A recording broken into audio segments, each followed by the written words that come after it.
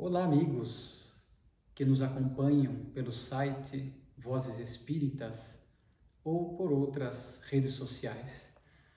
Estamos dando sequência aos estudos da Revista Espírita de Allan Kardec, onde nos propusemos a fazer o estudo sequencial. Hoje vamos estudar a Revista Espírita do mês de fevereiro de 1858. Kardec abordou, no referido mês, 9 artigos. E aqui nós citaremos, mas como metodologia, até para complementar o artigo escrito no site Vozes Espíritas, são 9 lições. Diferentes ordens de espíritos, Mademoiselle Clairon e o fantasma, isolamento dos corpos pesados, a floresta de Dodona e a estátua de Menon, a avareza, uma mensagem do Espírito São Luís, palestras de Além-Túmulo, Senhor Home, manifestações dos espíritos e, por fim, uma anotação de Kardec aos leitores da Revista Espírita. Sempre recomendamos a leitura integral, porque aqui nós temos a oportunidade de destacar alguns pontos que mais nos chamam a atenção. Hoje nós gostaríamos de destacar, primeiro, o artigo Diferentes Ordens de Espíritos, que acabou gerando a famosa escala espírita que nós encontramos em O Livro dos Espíritos. Mas já gostaríamos de citar uma curiosidade. A escala espírita surgiu de forma mais completa na segunda edição de O Livro dos Espíritos, de 1860. Neste artigo, Kardec já estava preparando a escala espírita, portanto, com exclusividade. Primeiro, saiu na Revista Espírita de fevereiro de 1858, para depois constar da segunda edição de O Livro dos Espíritos, nas questões 100 a 113. A Revista Espírita tinha essa característica de laboratório, onde Kardec lançava textos para ouvir a opinião dos homens, dos espíritos, a fim de que, se fosse necessário, ele aprimoraria para depois inserir nas suas obras básicas, nas edições novas, etc. E este é um artigo interessante porque na primeira edição de O Livro dos Espíritos, de 1857, com 501 questões, Kardec já havia abordado essa temática nos itens 54 a 58, mas de uma forma mais reduzida. Os espíritos já haviam sinalizado a Kardec algumas informações nessa área da escala evolutiva dos espíritos. Kardec também já havia inserido alguma anotação, mas agora, de forma robusta, nós vamos encontrar então na Revista Espírita de fevereiro de 1858, onde aqui Kardec faz questão de anotar que a escala espírita não foi ditada textualmente pelos espíritos, mas é fruto das suas observações, das comunicações espirituais que ele recebia. Como codificador, portanto, ele agrupava, aglutinava por temas, ouviu diversos espíritos por diversos médiuns e ele então ia compondo a codificação espírita. E nessa escala espírita, Kardec fala que haveria duas utilidades para nós. Primeiro, em relação à mediunidade, que nos coloca em contato com a espiritualidade, com os espíritos. E nós sabemos que nem todos os espíritos são bons, são portadores de conhecimentos corretos. A escala espírita nos permite identificar o nível de evolução e a característica de cada espírito. Então, como estamos em permanente relação com o mundo espiritual e de lá para cá chegam mensagens por psicofonia, por psicografia, etc., é importante nós identificarmos o estilo, a evolução do espírito, para que possamos conferir à mensagem o grau de confiabilidade. E Kardec também nos apresenta uma segunda utilidade, agora mais de cunho pessoal, para que possamos nos autoavaliar, ele fala que para que a gente pudesse se situar nessa escala espírita, a fim de que possamos estudar as características, o que nos faltam para dar um passo adiante, para avançar na marcha evolutiva. Então há um interesse pessoal, embora ele nos alerte que os espíritos não precisam pertencer exclusivamente a esta ou aquela classe, podendo eles reunir caracteres de várias categorias. Isso é um alerta muito importante. E nós vamos ver que a escala espírita são 3 grupos: os espíritos imperfeitos, que compõem 4 subcategorias: os espíritos impuros, os espíritos levianos, os espíritos pseudo-sábios e os espíritos neutros. Interessante que Kardec insere os espíritos neutros nessa categoria de espírito inferior. Então são aquelas pessoas incapazes de fazer o mal, mas também não fazem o bem. Então vejamos o alerta de Kardec nos falando que seremos espíritos imperfeitos se nós não praticarmos o bem. Porque muitas pessoas aqui na Terra acreditam que não fazer o mal é suficiente para uma vida exitosa espiritual. Mas aprendemos com o Espiritismo que precisamos fazer o bem, não basta não fazer o mal. E ele segue com a segunda ordem, que seria os bons espíritos, e ele também nos apresenta 4 categorias: espíritos benevolentes, espíritos cultos, espíritos sábios e espíritos superiores. E por fim, a última ordem da escala, a mais elevada, que seria os espíritos puros, uma categoria única, e nós sabemos que Jesus está neste patamar. Então, achei muito interessante nós reproduzirmos este item da Revista Espírita para que a gente possa agora estudar integralmente, para entender a característica de cada grupo, subgrupo, e isto, conforme Kardec nos alerta, é de grande utilidade para a relação com o mundo espiritual e para a nossa evolução espiritual, para o nosso processo de autoconhecimento, a fim de que possamos buscar virtudes que nos façam nos elevar nessa escala evolutiva. Depois das 9 lições que nós apontamos no início, nós também gostaríamos de trazer um segundo item que entendemos importante para o nosso estudo deste momento, que seria palestras de além-túmulo, quando Allan Kardec irá se comunicar com o espírito da senhorita Clary. E algo nos chama a atenção porque ela morreu muito cedo, com 13 anos de idade, e ela conta que se tornou o gênio da família. E isto às vezes pode acontecer. Às vezes o espírito desencarna e é um espírito evoluído, equilibrado, em condições de cuidar da família.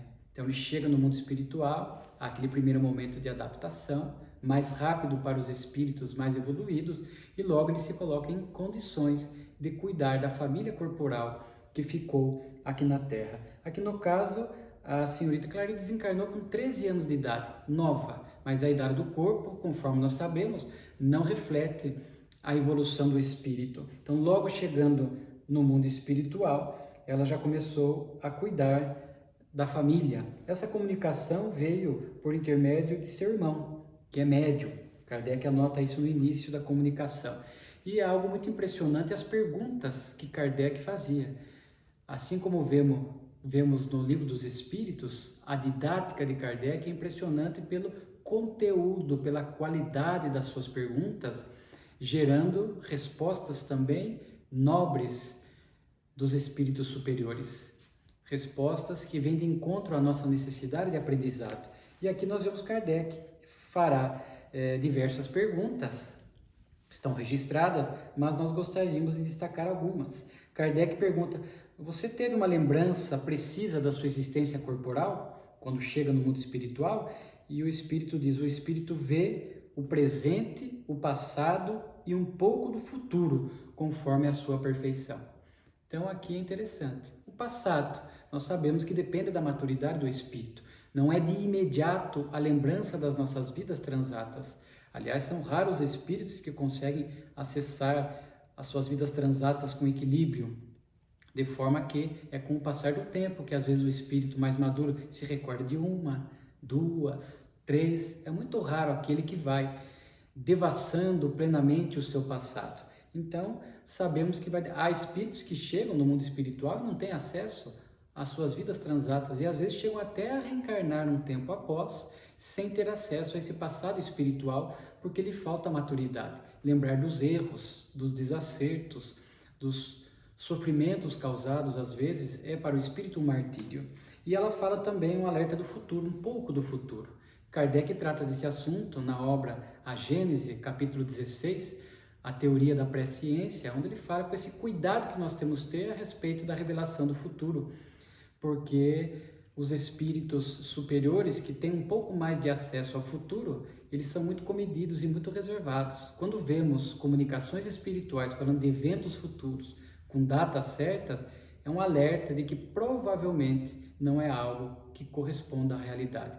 Os espíritos são muito vagos, às vezes, em falar do futuro, porque muitas coisas dependem do nosso livre-arbítrio e também não teremos maturidade para lidar com essas previsões do futuro. Então, ela faz esse alerta. Ela narra que vai reencarnar, logo mais no mundo superior à Terra, um mundo muito melhor, diz ela, onde já se é feliz. Isso representa para nós a transmigração das almas. Nós sabemos que os planetas, espíritos chegam para ali reencarnar por necessidade de aprendizado, por missão, e outros saem para dar continuidade à sua evolução ou também por missão em outros mundos inferiores. Esse é o processo de transmigração das almas. Ela então, por mérito, sairia da Terra para reencarnar em mundos felizes, onde lá ela vai dar seguimento, aprendizados novos para o seu processo evolutivo. Quando o espírito adquire tudo aquilo que a Terra pode fornecer enquanto educandário para a sua evolução intelecto-moral, ele já tem condições de ir a mundos mais elevados, mais felizes, para seguir a sua caminhada evolutiva. Ela também nos fala algo muito curioso, porque Kardec pergunta sobre sensações de calor e de frio, e ela responde que quando me lembro muito do meu corpo, sinto uma espécie de impressão, como quando se tira um manto e se fica com a sensação de que, por algum tempo, ainda se está com ele. Eu já faço uma observação muito curiosa. Esta resposta deste espírito, ele foi praticamente o que norteou a questão 256 do Livro dos Espíritos. E Kardec trata desse assunto da percepção, das sensações, do sofrimento. Recomendamos a vocês que nos ouvem para complementar o aprendizado, na questão 237 a 257 do Livro dos Espíritos. Então ali nós vamos entender essa resposta, porque o espírito não sente diretamente pelo perispírito o frio, o calor, a fome, a sede. São impressões que estão arquivadas em sua memória, de uma vida passada ou de vidas mais recuadas.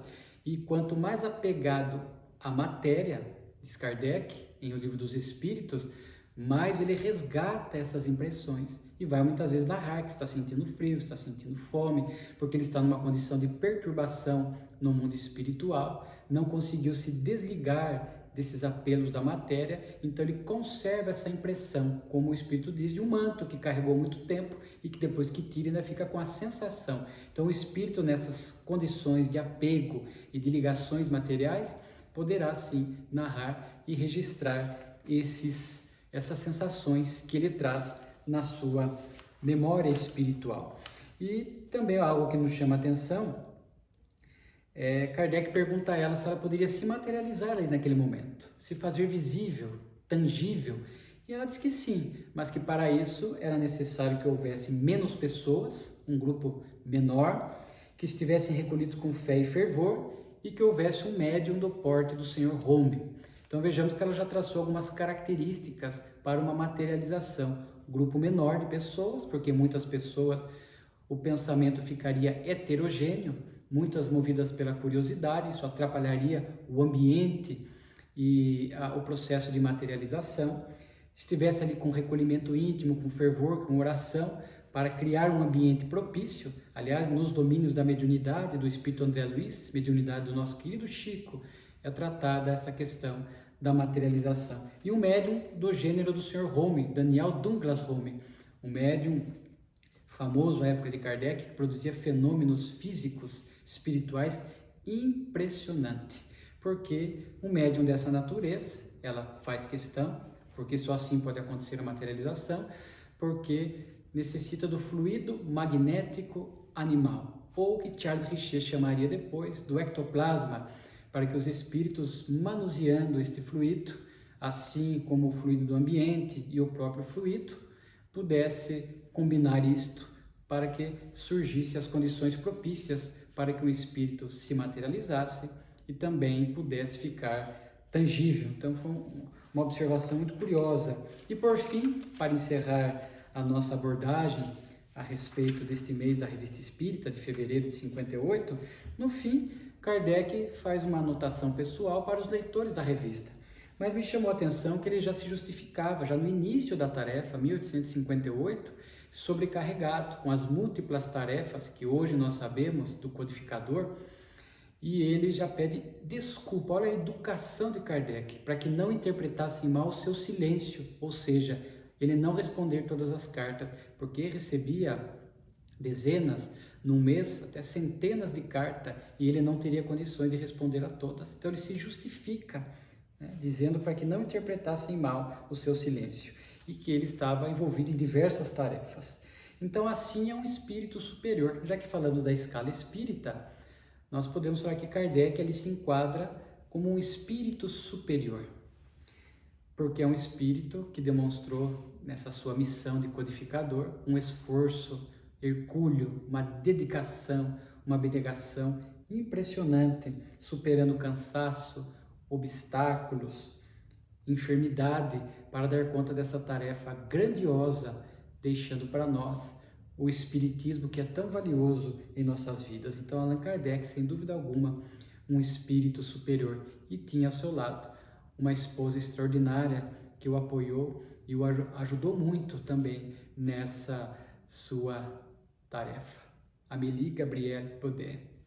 Então essas eram as nossas observações a respeito da Revista Espírita de fevereiro de 1858. Espero ter deixado esse interesse de buscar a leitura na íntegra, porque, sem dúvida alguma, é um aprendizado imenso quando nós buscamos esta extraordinária tarefa de Allan Kardec na Revista Espírita.